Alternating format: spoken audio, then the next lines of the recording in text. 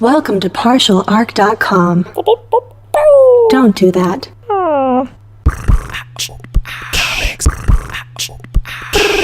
I'm here to save the day. I'm here to save the day. Soon I will be invincible. Because comics. Welcome to Because Comics. This is episode 84. I'm your host, Jay Jones, and I'm joined by my co-host, the web-slinging Mike Christensen. Thwip.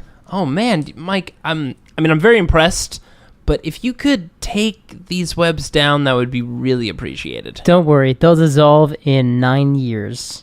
9 years? Well, here's what I was thinking. I thought it was supposed to be like hours. But here's what I was thinking. Like, what if, hypothetically, I were to web a car up over very busy streets, and I was like, oh, I don't want this to just fall and kill people, like certain other web slingers now, that's might, true, hypothetically. Here's that the being thing. said, the stretch between 2 hours and 9 years means you created an art installation on that apartment complex? Also, if I web up any criminals, they will die. Yeah, they'll just die.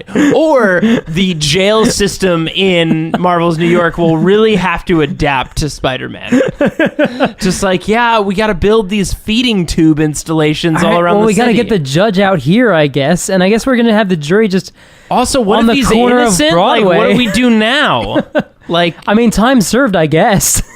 Hey, let's talk about comic books. I mean, we kind of are. We kind of are. This is on track for our show. We are, and we're referencing Spider-Man, who's in a movie that we haven't seen yet, because right now it's Thursday. Actually, you have seen it. Actually, I've currently already seen it. Yeah. As of this recording. You saw it on Wednesday. I did. And thoughts? Yes? No? I enjoyed the film. Cool. I highly recommend seeing it. I don't want to hype it, so just go and enjoy the film. It's very good. Sounds good. But, you know, we should hype comic books. Because every episode we talk about comic books that we are currently reading, and we think, you know what, might people like this? Might people like it? Might people like this? People might like this. Jay, what might people like? Might people like? The delivery. This segment's called The Pull List. Gets smoother every single time. So my pull for this episode is by DC. It's a character that I have talked about a few times, called Batman. Batman. It is the Batman War of Jokes and Riddles. And this is unique for me because I haven't strayed from Scott Snyder, my Batman friend and author, for quite a while. He's not my real friend, but for the entirety of Because Comics, pretty much you've been recommending Scott Snyder's Because Comics run. Yeah. Or Scott Snyder's Batman run. Yes. And please ignore the fact that I accidentally just called him Snot Snyder. You know, old Snotty Snyder. Don't draw attention to it. No one noticed. I won't highlight it, I swear. Thanks. Now, Thanks, Snotty's got a real strength when it comes to old Batface, but I actually really like and wanted to try out this new run that's being done by Tom King. Tom King has taken over the run of Batman, although Scott Snyder still like kind of dabbles every now and then. He will then come back. He just can't give up the Batman crack, but it's given up the official main run to old Tommy King. Tom King started writing comics very recently, so I think he's collaborating on a lot of these things. That makes sense. And Tom King actually very well known for doing a fantastic Vision run last year, which I actually believe was one of my pulls, which was spectacular. I believe he also wrote for Grayson, which was also one of your pulls. Indeed. So I guess I really like Tom King as well. But essentially, Tom is working with Mikel Janin on. He also used to work for the CIA. Tom King? Yeah. That tracks. Okay, fair enough. You know what? I'm leaving this secret agency to go write comics. That'd be a good story, just in and of itself. But I'm not talking about that. I'm talking about Batman and the War of Jokes and Riddles. So this is kind of like a flashback series. It's a limited run, so I believe it's probably going to be something around like 5 or 6 issues. But essentially, Batman is thinking back to his past. I think they kind of lay it out. It's a little bit after his first year of being Batmaning on the job, kind of like a Long Halloween or a Dark Victory if you're looking back to those old Batman graphic novels. But essentially, it's a time, and who he's telling this to, and this is kind of important, if anybody hasn't been keeping up with the Batman news of what Bruce Wayne is kind of up to in the comics these days, is he has actually gotten engaged. Oh, anyone we know? To Selena Kyle. She sounds familiar. Catwoman. lady, I think. That sounds right. Cat lady. C for cat lady. C for cat lady. But basically, old Catwoman and Batman are tying the knot. And apparently he has told her, listen, I got to tell you this pretty dark tale of when there was this war of jokes and riddles going on before we get married. I don't know why. You know, typically there's that kind of like old, I don't want to say joke, but that old thought of like, before we get married, I got to tell you about all the people I've had relationships with. But apparently for Batman, I guess it still aligns for his close relationships with his arch nemesis. Yeah. So for this one, if you can't guess already, the war of jokes and riddles is between... Penguin and the Scarecrow. You got it. And the Trickster. No, it's between the Joker and the Riddler. And it's a very interesting lineup and setup in this first issue. Only the first issue is out as of this recording. But it basically kind of takes almost the entire perspective of the first issue from the Riddler and the Joker. And basically pretty much how they're completely miserable. Because this is at a time where Joker and the Riddler were at the top of their game. They were ruling Gotham in different ways, where the Riddler pretty much had everyone from a mental capacity just completely crushed. And the Joker was enjoying the unpredictability of his shenanigans and his chaos that he was creating. But because Batman was bringing so much order to everything the Joker was trying to do, but kind of running issue for the Joker is that he can no longer laugh. Oh. And because he's no longer enjoying the unpredictability, and he can no longer laugh until Batman is dead. But and Doctor, I am Pagliacci. it's a great bit. Watchmen's a good comic. Also, the Riddler, who's been this intellectual genius, can no longer focus on anything, any riddles or problem solving, because he can't solve the Batman problem. So both Riddler and Joker have come to a point where they realize that together they both have the same problem they have to solve. We gotta get this Batman. That was not bad. That That was an okay Joker was all right. impression. They start off the comic, and I won't say where it goes from there, because obviously things may go sour. It is a war between jokes and riddles. It's a really interesting way to craft the opening of this tale, to not take the perspective of Batman just kind of like finding out after the fact, but really to see it from what kicked things off, and really Tom King's own approach to the Joker, to the Riddler, which is, I can already see right away, like very, very different than how Scott Snyder approached both of the characters, which I very much enjoy fresh takes on these iconic villains. So I highly recommend it. It's really interesting. Definitely a different perspective than how Scott Snyder has started or kicked off his Batman stories. So this is my first delve into the Tom King run, which I think he's like 25 issues deep at this point, and this is kind of like a side story to his main run. So I might actually go back and then take a look at this current run if this pans out to be pretty solid. So I highly recommend it, guys. Batman War of Jokes and Riddles, a really good jumping on point. So Mike, that was my poll. What is your poll? My poll is a comic called The Defenders, and I know what you might be thinking. Mike, there's a TV show coming out called The Defenders. It's going to be on Netflix. Going to be about Daredevil and Jessica Jones and Luke Cage and Iron Fist. I almost thought you were going to say Powerpuff Girl. I Nope. was going to say that's a real weird departure for that show. And there's also a comic coming out right now about those same characters called The Defenders. It's almost like Written they by- aligned both of those things. Written by Brian Michael Bendis, a writer I love. I haven't read it yet. But here's what I'm talking about instead. I decided to pick... Because I was working on a different project, and I was pulling out these old issues of The Defenders written by Matt Fraction back in 2011, 2012. And Matty F is pretty good. Matty F's pretty good. And he did a run that was about 12 issues long, and it starred Doctor Strange, Red She-Hulk, Silver Surfer, Namor, and Iron Fist. Now, those are very different. Yes. Except for Iron Fist, Iron I guess. Fist is the same. He's the only one that carried over into the Defenders? Yep. Interesting. And actually, to be fair, the Defenders historically have included mostly Doctor Strange, Silver Surfer, Namor pretty frequently, the Hulk. I mean, that was the original cast Really? of the Defenders. It kind of is silly that they are the Defenders and not like the Avengers. Like, those are the powerhouses. Yeah, like those dudes pack a serious punch. But Iron Fist as well. yep, him too. But this comic is very epic in its scale. And the cast expands as the series goes on. Really? A comic that features Doctor Strange and Silver Surfer is epic in scale? And it's all about... Hey, you ever wonder why all the crazy, weird things keep happening on Earth? Oh, they're going to say in Marvel's New York, but yes, I guess also to on a Earth. degree New York, but also to Earth and to humans, and like why all this stuff keeps happening. There is an answer presented in this series. This series is also strange. It plays with time a lot. It plays with perception a lot.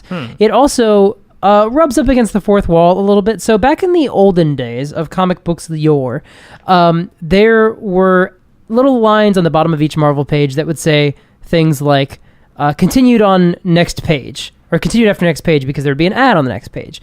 And sometimes you'd want to make it clear, like, hey, this is the comic, this is the ad, now the comic's resuming. There would also be little... People get confused. If they're drawn in the house style. And I guess also that one comic we did where the Nesquik bunny was a main character. Yeah, it's very possible to get confused. There would also sometimes be little blurbs for other things going on. They wouldn't necessarily take out full house ads, but it'd be something like, hey, Ghost Rider and Blade team up against, Hellraiser. I don't remember any Ghost Rider villains. Sounds cool. Check it out in Minds of Madness #1, whatever it would be. And this comic did something similar. So at the bottom it says something like, Who Loves Doctor Strange? Defenders #4, which is weird because it's actually a blurb for this own comic. And they'd also say like, hey, continued after next page, and then there'd be an ad for a Toyota, or, there'd be an ad for Wolverine and the X-Men. And then on one page it just says in the bottom, shut the engines down. No explanation of what that means. What? And then, X-23 joins a new school, Avengers Academy. And the next page, everyone you love dies. Continued after second page following. And there's it's teasing story elements. So on one page it'll say, to save the secret Avengers today, Black Widow must fight in the past. On the opposite page, the universe will break. And it's this little, dread mounting of being like, hey, this comic's going to deal with some real intense stuff. And it's also a little bit self-aware at times, because I was flipping through one of the issue 5 or 6, I think there's a moment where there's dialogue that's pertaining to the big plot, and on the bottom it says, see, everyone you love dies. We told you. Wow. And did you read that in the first comic? And it is very cool. The art is by Terry Dodson for the first 6 or 7. Jamie McKelvie picked up the art slack halfway through. There's some real big ideas and some real cool stuff. A lot of weird timey-wimey stuff. A lot of alternate reality stuff. A little bit of tragic sacrifice in terms of Well, you gotta have it in there. It's a little bit like, if people listen to the Adventure Zone, there's an element to that story where people are aware of plot elements that they cannot literally, physically discuss. They are aware of them, they can try to discuss them, but the other people don't hear it. And something similar happens in The Defenders, where there are people who are aware of a big major secret in the Marvel Universe, and they cannot disclose it to people who are not aware of that secret, which is why it is so difficult for people to find out these big crazy things about, hey, why Marvel Universe be how crazy it is? The Defenders answers that question. Yes, it does. Also, in the first issue, Iron Fist invents zero-gravity kung fu. Which is excellent. Yeah. I feel like I've seen that panel on a couple places on the internet before. You've referenced it, actually, when we used to do our Who Am I game. That's true. And when we talked about Iron Fist, that was one of the clues. That's very true. He did invent it. Pretty badass. And he invented it by being attacked while on a flight that was performing zero gravity. Pretty incredible. So we kind of had to invent it on the fly. It's like, this is well, I know kung fu and I'm fighting people in zero gravity, so I might as well invent zero gravity kung fu while I'm at it. Hey man, Spider-Man invented Spider-Fu, so... That's true.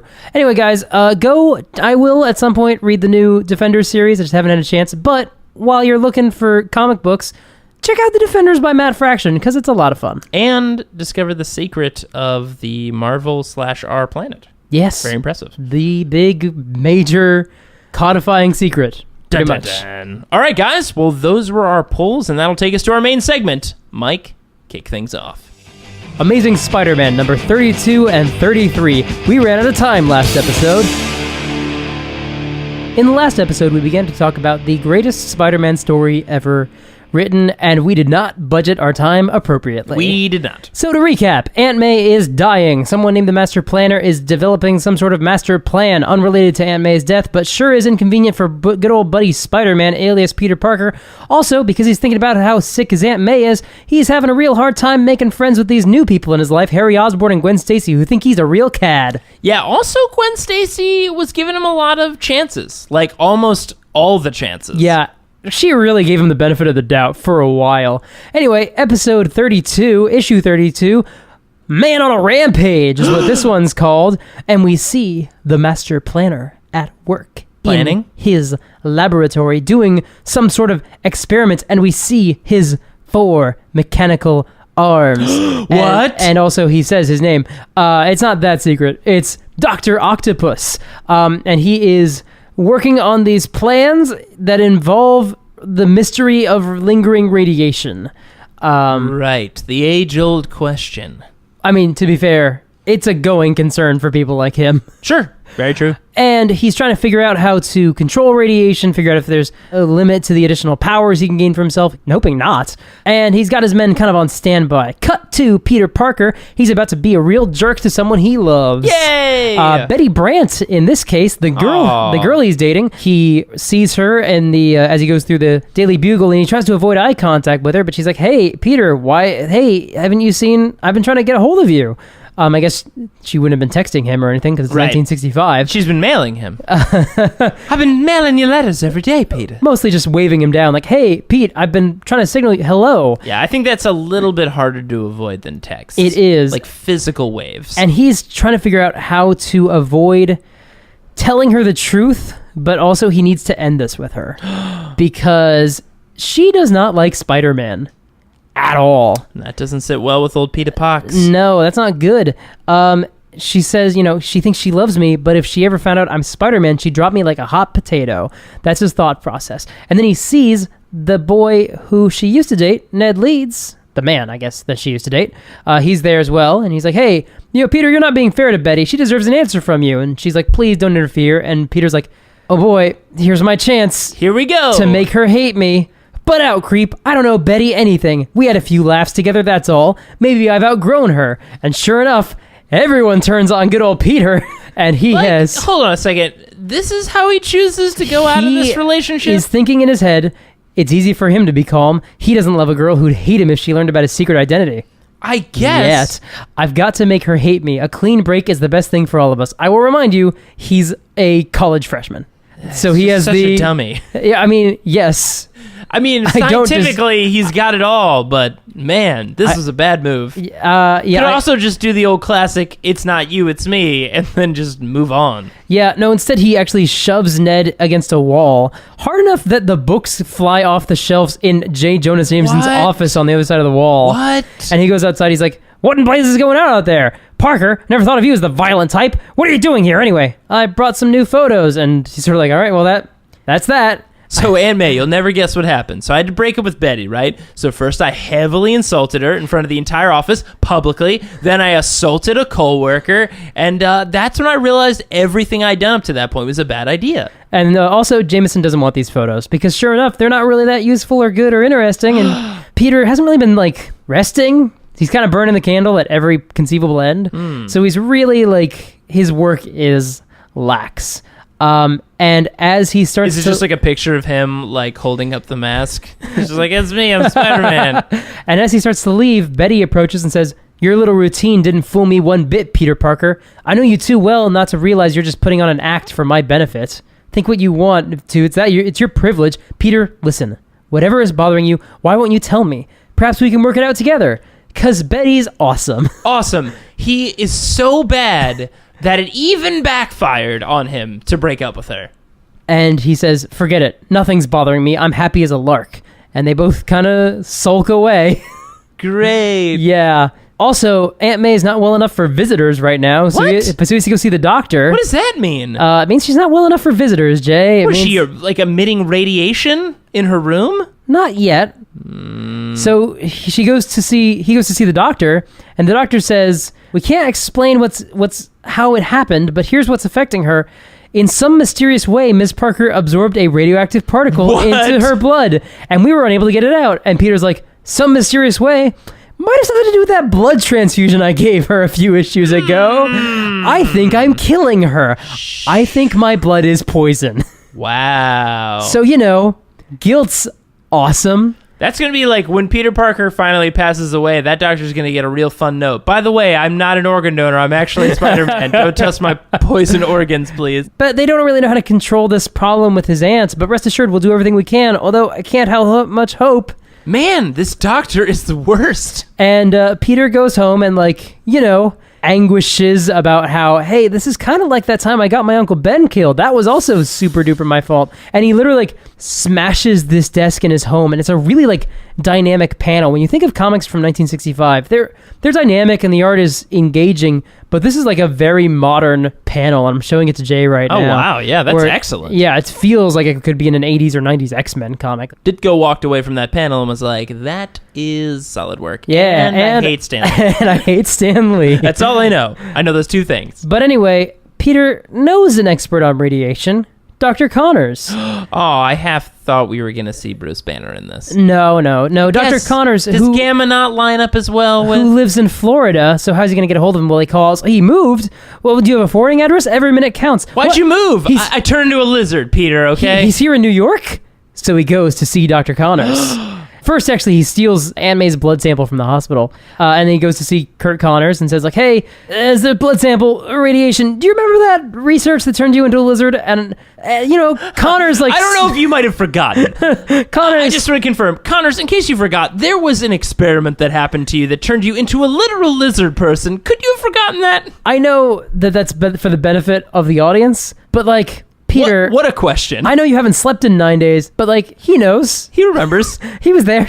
It's not that long ago. Let me see when I turned into a lizard. So, not ringing a bell. There's a serum called ISO 36 developed on the West Coast. They can order it. It's going to be kind of pricey, and Spider-Man says, I'll pay for it. So Peter goes home and he sells like all of his scientific equipment off. Nice. And, sells it off to a pawn shop. He goes to Connor's laboratory and starts doing research with him. They don't have the serum yet, but they're going to start doing some research together to try to figure out how to cure this blood disease. Hey, you know who else finds out about this ISO 36 shipment coming into New York that needs it for their radiation research? Who? Dr. Octopus, alias the Master Planner. And he finds out and he says, great. This is exactly what I need for my research. This is lucky. Send every available man. Don't let anyone stop you. I must have that serum. So he has someone steal it when it's being loaded off the tarmac. Not cool, man. And Peter, when he finds out about this, because, Connors gets the call, like, hey, that thing you ordered is not going to arrive. It got super stolen. And Spider-Man swings out, and he goes to the Daily Bugle, flies in through the window, it's open, and scares the hell out of Barry Brandt and says, hey, I need to find Frederick Foswell. You know that guy who was dressing up as Patch last time? Oh, yeah. Yeah, he had another alias. In issue 10, the big man, he was a crime boss. He's reformed now, but he needs to get this guy and get his criminal contacts. Wow. So Spider-Man finds it like, hey, where's Frederick Foswell? He left it just a few minutes ago. Great, thanks, bye. And flies out, abducts Foswell off the street. Oh, good. Takes him to a roof and says, look, I know you used to be a crime guy. Now you're cool. Now you're legitimately a reporter, but I need your contacts. I need to find the underworld. Go look around and find him. Remember, I need the underworld, remember, please. I can be a good friend or a bad enemy. The choice is yours. I'll contact you later. Wow. Just a real bad week. Yeah. For his brand as well. And then he starts invading every underworld haunt he can find and smashing up rooms and stuff and fighting just a bunch of people and breaking probably lots of bones that are not his, and trying to find the Master Planner. Meanwhile, Aunt May slips into a coma. So Yikes. that's rad. And Spider-Man jumps into a hot car ring, where they're to chop shop and stuff. And he throws a car into a building, into a column inside the garage, and tears the stairs off as some guys are starting to run up the stairs and get away from him. He's deranged. Jeez. This is intense. Take a nap, Spider-Man. And he says, and drop these guns before I really get mad. I'm through treating you punks with kid gloves. And they're like, maybe we better do like he says. Man, this is a bad week to be a criminal around Spider-Man. Yeah. What happened to all the quips, bro? Jokes took a little hiatus. Yikes. We excuse jokes from the room for the day. And, Connors is doing his research, and he says, even if Spider-Man does bring me the serum, we still can't be sure. There's no way to know whether it will assimilate with my own potion until we actually try. And Spider-Man is searching. He gets to this alley. He doesn't find anything. Wait, hold on. Spider sense, because that power is a little bit nebulous at this time. There's a trap door, or there's a reacting to something under the floor, and he finds a trap door. He finds that is a weird version of that power. It used to be a lot more just like a perception check. And he rolled a natural 20, always. And he goes down into these stairs, and he finds this hidden compound underneath the streets of New York, and he fights a bunch of those purple-suited ninjas. Right. Because all the criminals are wearing these matching, like, purple uniforms, like action figure characters. They look all like a little bit like Snake Eyes. Okay, sure enough. But purple. And he's starting to beat them up and ask for the serum. Ask is sort of a loose term. And mostly he just fights them all because no one wants to answer his question. Where's the serum? Punch, knock out the guy. Where's the serum? Knock out another guy. And they are asking, like, what do you want the serum for? What's the difference? He'll never make it out of here alive anyway. And at one point, as he's fighting these guys, a door opens and another guy runs in, like reinforcements. And it's this, like, hidden elevator. And he's like, oh, great. And he just leaps into the elevator as the doors are closing and rides it down. They're like, oh, damn it. And they call him, and they call Dr. Octopus, and they say, hey, he made it through the secret tunnel, he's on his way. And Dr. Octopus is like, good. I actually couldn't have planned this better. Like, I have bait, I guess. And I mean, I am the master planner. I might as well just murder him. Like, I'll just do that. Hey, that's glass half full, I guess. Yeah. Speaking of things being full, this is the base that's underwater. So Spider-Man's running down this hall, and he makes it into this large complex. And in the middle of the room, under a spotlight, is the serum. It's in like a little metal container, Is it just sitting by itself? Yes, it's a double-sized thermos sitting under a spotlight. And Peter Parker's just like, or Spider-Man is just like, yeah, this looks legit. He says, this looks too tempting, too easy, it must be a trap, as he's like climbing along the ceiling. But doesn't matter, the ceiling starts to electrify. Oh boy. And shock him, and he drops to the ground, but he doesn't hit the ground, he hits 4 arms that hold him by his limbs, because they're metal arms, because they're Dr. Octopus, because it's Dr. Octopus, and he's there, and it's him, it's the Master Planner. And they fight, and a little reminder, Dr. Octopus is still just a dude, but he's got those 4 metal arms that do make things much more difficult. I always wondered, like, if he just gets, like, punched in the jaw once, isn't he just out cold? Yeah, that's the thing about, like, Spider-Man 2. Like, Spider-Man throws him into a cab. Yeah. And as he smashes into it, it's really like, oh, that shattered every bone in my spine. Oh, that killed me. Oh, I'm super dead.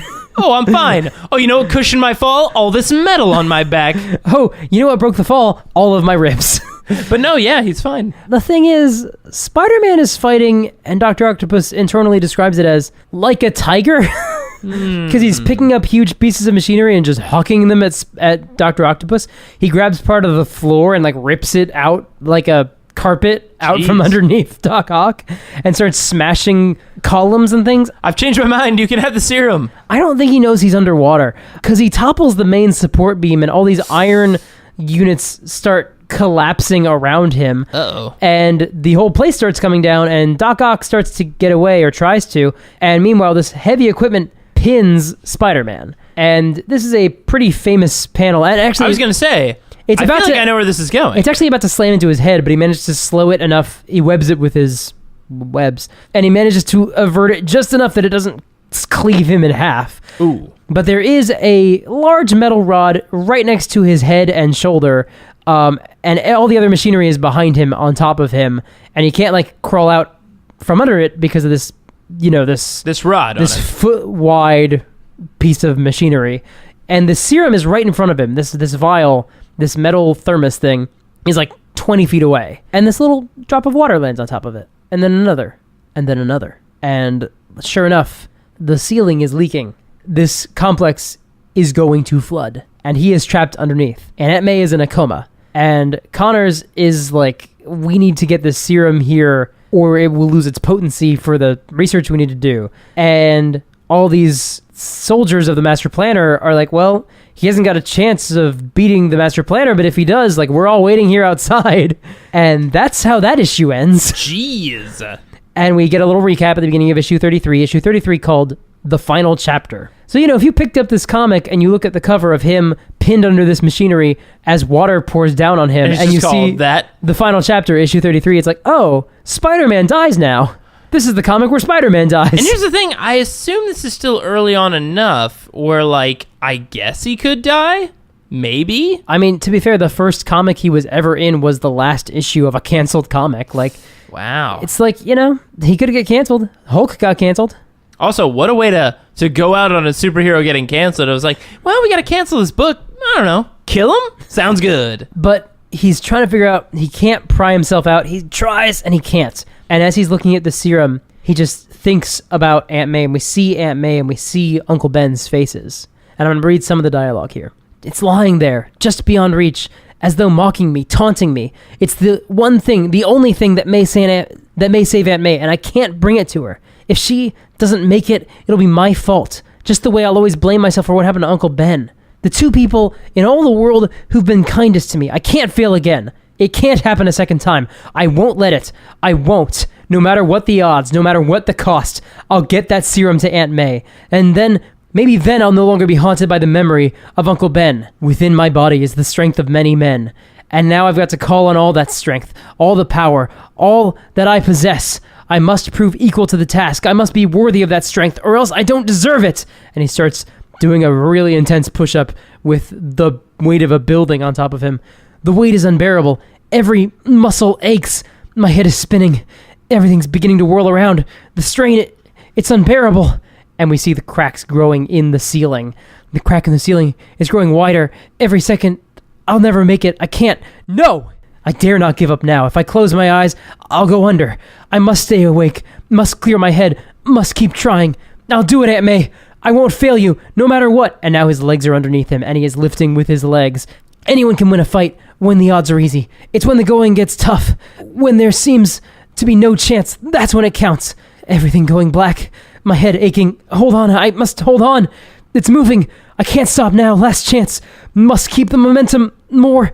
Just a little more. And then, as the agonizing ache in his limbs seems unendurable, as his superbly muscled body suffers the torment of a virtually undescribable ordeal, from out of the pain, from out of the agony, comes triumph. And he pushes this thing, this soaking wet piece of machinery off of him, and he limps.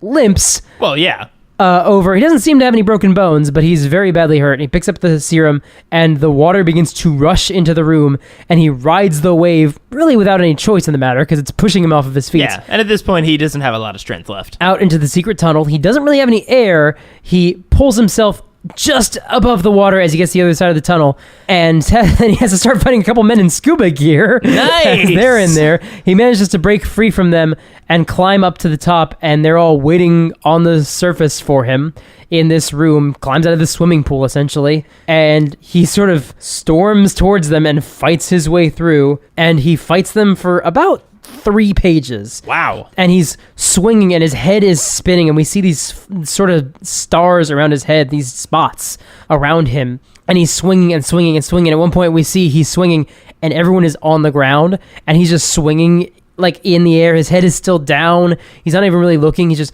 nobody can make me give up. Not when there's so much at stake. I'll keep fighting until it's over. And he picks up the serum, and he hobbles up the stairs, and he hobbles out of the alley. He makes his way to Connor's, and as they're doing the serum, he takes a little sample of his own blood for comparison, you know, against the serum, and he slips it in his belt just in case. You know, he can figure out if they can really stop the deterioration of what's happening in Aunt May's blood, but he keeps the serum of his own blood just in case. And they were getting the result they hope. They're getting the result they expect, and as they do, he tests something. Wait, hold on, and he tests it on his own blood as well. Not telling him that that's what it is. Just says, there isn't any time to explain, but if the serum works on this, it may be effective on this other patient too. I can't explain what's going on, but I know it's the same type of blood. And he tests it, and they check, and sure enough, this would, it would instantly reduce it, pretty much. So he found a cure to being Spider-Man. Well, at least they know they found a cure for Aunt May. That much they know for sure. But just one thing, you never told me who the patient is. The serum may be affected by the age, sex, or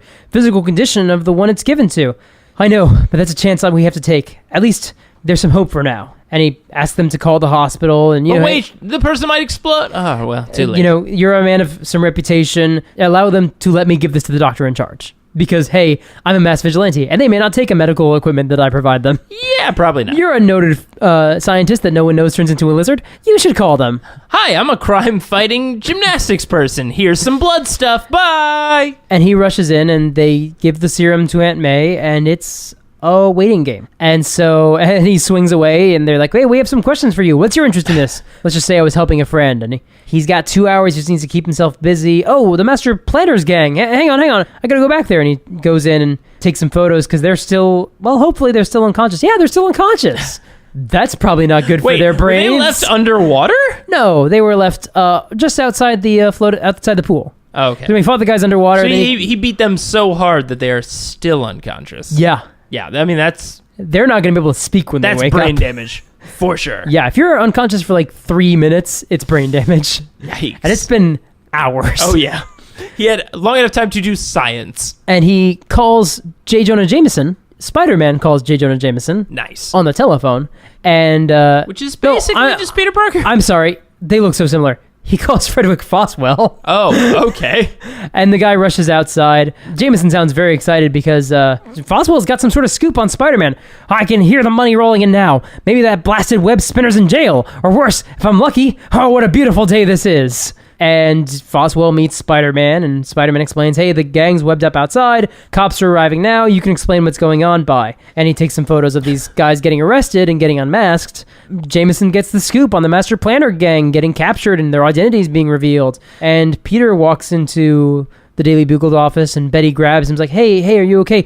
Oh my God, your face. You have had the pulp beaten out of you. Oh, because he's all just messed up from the fight. What is going on? Oh, just getting some photos to Jameson. Sometimes the guy's luck just runs out. There's no need to make a federal case of it. Selling photos is important to me. I need the extra money. And if I have to get slapped around once in a while, it's part of the job. I'm not complaining, and I'm not quitting my work either. And she's thinking like, hey, I lost someone. I lost my brother because he lived a dangerous life. Peter, why do you have such a stubborn streak? Why can't you stick to your studies? Why must you always crave action? And she storms off in tears because another guy she loves is putting himself in danger. Yep. And he thinks, now more than ever, I realize I'm no good for Betty. I never will be. If she feels this way about Peter Parker, how would she react if she learned about Spider-Man? Probably poorly. Probably not great. Jameson's still getting the story over the phone from Foswell, and Parker, what happened to you? Look like something the cat dragged in. I'm not here to enter a beauty contest, Mr. Jameson. I've got something for you. Well, what do you expect? A brass band? Let's see. I'll call you later, Foswell. And he shows him a bunch of photos, and he's like, yeah, I got some pictures of the Master Planner gang, and Spider-Man's on the scene. That's true, then. There is a Santa Claus. I love J. Jonah Jameson. He's a great character. Don't just stand there, my boy. Give them to me. There's still time to make the front page. Every second counts. Whoa, we haven't agreed on a price yet. We can settle your payment later. You know how generous I am. Yep, that's why we settle it now. Yeah. So he gets enough. He wants $100 each, or he'll peddle them elsewhere. It's highway robbery. You're taking advantage of my warm heart, my generosity. He doesn't realize they're worth twice as much, but I'll take them just because I like you. What a nice guy. What a great dude. Okay, then keep liking me enough to cut me a check right now, because I could use the dough. What's gone into Parker? He used to be a real milquetoast. Who wised him up? Real milquetoast. Here's your check. Y'all probably go broke throwing away my money so carelessly. Come off, JJ. Compared to you, even Scrooge was a reckless devil-may-care spendthrift. Pretty solid burn, Peter. I love Peter and J. Jonah Jameson. Yeah. I love them so They're much. excellent. And Peter hobbles to the hospital because his leg still is really killing him, and they should know in a couple of minutes. I don't know how they know that, but whatever. And he's like, also, what's up with you? Because you look terrible. You look like you got the crap kicked out of you. And you seem sound enough, but you're on the verge of complete exhaustion. You should be in bed. I am pretty tired, Doc, but I've just got to find out about Aunt May first. Lucky for me, he didn't want to check my blood. That would have been weird. You look real tired. Hey. Can I check your blood real quick? He gives him something to drink and, says like, all right, well, we got the results of May. Like, Peter overhears the nurse telling the doctor, will you look at them now? Of course. And they grab Peter. They go to check the results. Good news. The serum has stopped the blood deterioration. The results are all favorable. With any luck, we expect her to pull through. And then he's waiting by her side. She starts to stir. She starts to wake up. It's all right, Aunt May. You're going to be well again. Everything is fine. And then she falls asleep again. She was like, oh, good. I'm tired. She's resting much easier now. The crisis has passed. Yay! She never made it this far if not for that serum Spider-Man brought us. I wonder where he fits into all this. So I guess they did know it was from Spider-Man? Well, they know Spider-Man brought them the serum because he swung in through the window of a hospital. Right. And he says, I don't know, Doc, but maybe he's not quite as bad as some people think he is. Well, at any rate, you better get home and get yourself some rest. I think I'll be able to now. And he walks home, and the doctor is thinking as he closes the blinds as he's walking outside of Aunt May's hospital room. That Peter Parker certainly is a nice boy. He's sincere, well-mannered, and devoted to his aunt. Too bad there aren't more young men like that. Too bad someone like him can't be an idol for teenagers to imitate, instead of some mysterious unknown thrill-seeker like Spider-Man. But little did he know, ba-na-da-na, Da-na-na, Spider-Man, Spider-Man, da-da-da-da-da, Spider-Man, Spider-Man, Spider-Man, Spider-Man. And then he turns to the circle and shoots a web at it, and it shakes and dies. With great power comes great responsibility. With great power comes great responsibility. You made it work. Spider-Man. Not Peter Parker. It was good. We do good work. We do. Well, guys, That was an excellent main segment. And It only took us 2 issues. Oh, it took us two episodes to get there. But a classic Spider-Man story, potentially the greatest of all time. And also, I didn't know Master Planner was Doc Ock. No idea. Yeah, That was a great reveal. true enough. Well, guys, now we're going on to our game, Would You Rather?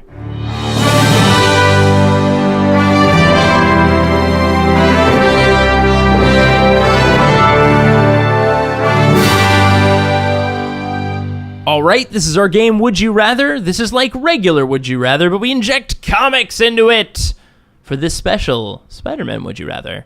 The question is, would you rather, if you were a supervillain, go up against Tobey Macguire Spider-Man or Andrew Garfield Spider-Man?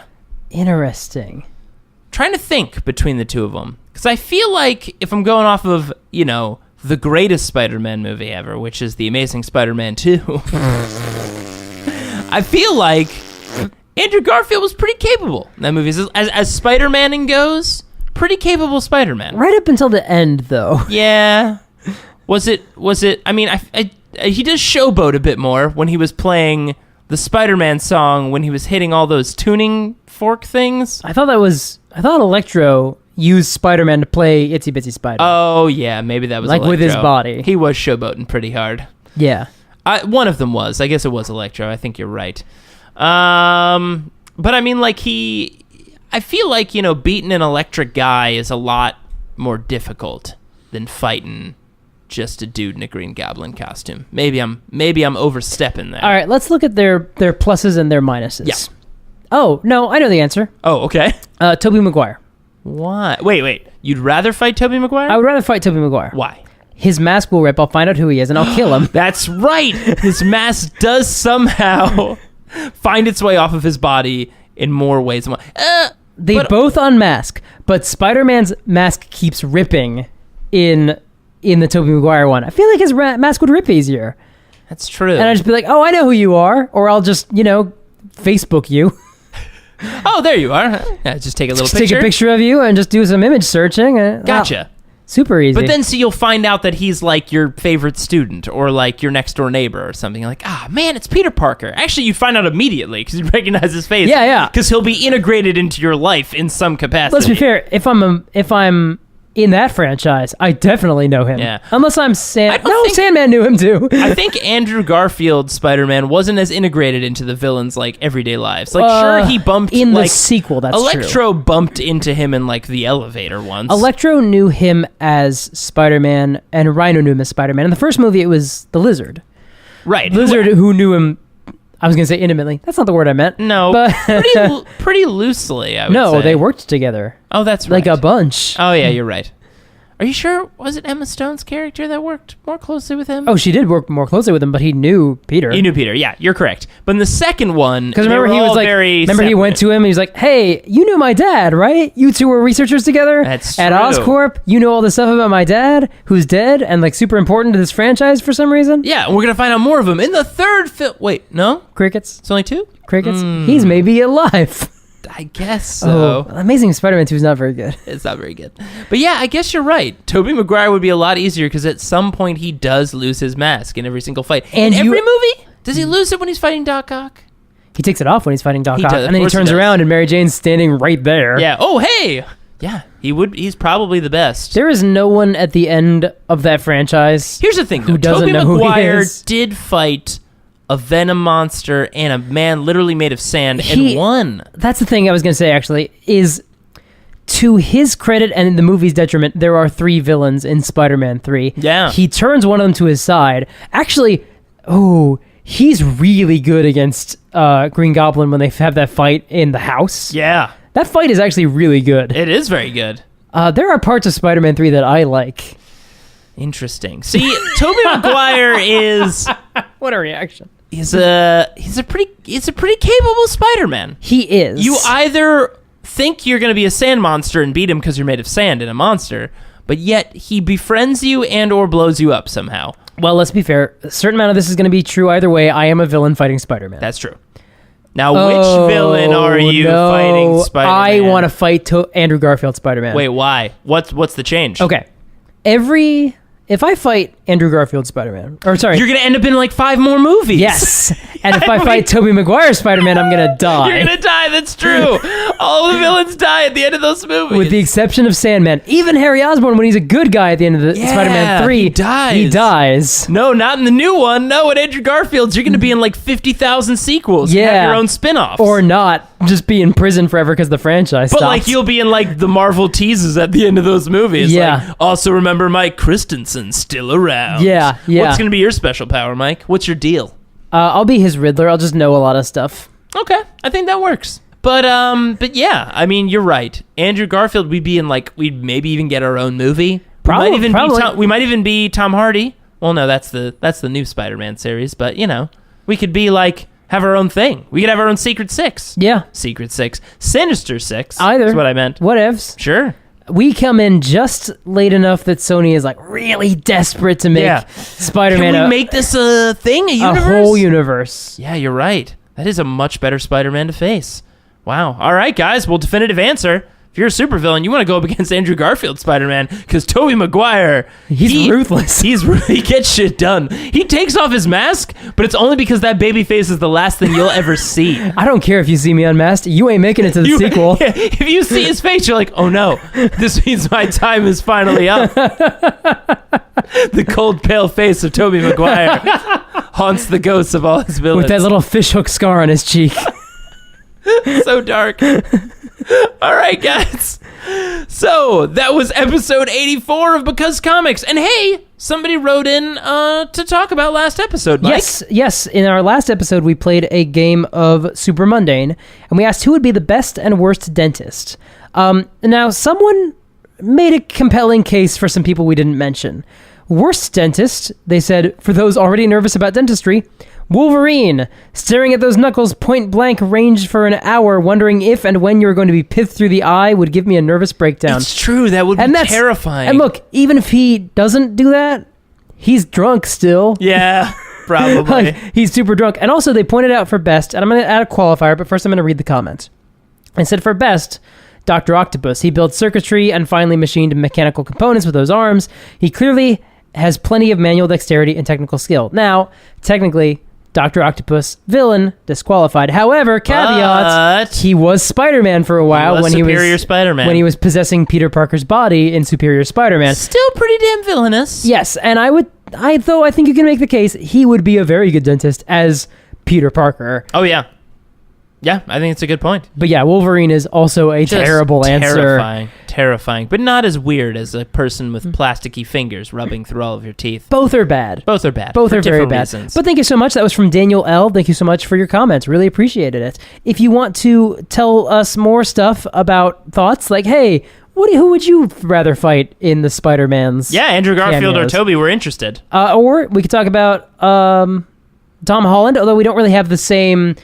We don't really have the same like a good threshold. Yeah, we've seen him in Civil War and the new one, which not all of us have seen. But if you have some thoughts, let us know. You can do that in the comments, as Daniel did, or on the email, or on Twitter. Yeah, that email is becausecomics@gmail.com, and our Twitter is, and all of our handles are at Partial Arc. That's right. You can tell us on Tumblr. I check that. You can tell us on Facebook. We're on there. Indeed, a lot of places. And guys, Instagram. Be sure, as always, to check out more content from our comic boy wonder, Mike Christensen. Oh, that's me. At partialarc.com, where you can leave comments, where he writes articles every Tuesday and Thursday. Thanks for listening, and remember. So everyone knows the Teenage Mutant Ninja Turtles. Right. There was also a show from the 90s called Street Sharks, where there were 4 anthropomorphic sharks. There was also a show called Extreme Dinosaurs. Yes. Now, here's all the of thing these shows. I didn't know. Extreme Dinosaurs was a spin-off of Street Sharks. What? Because comics.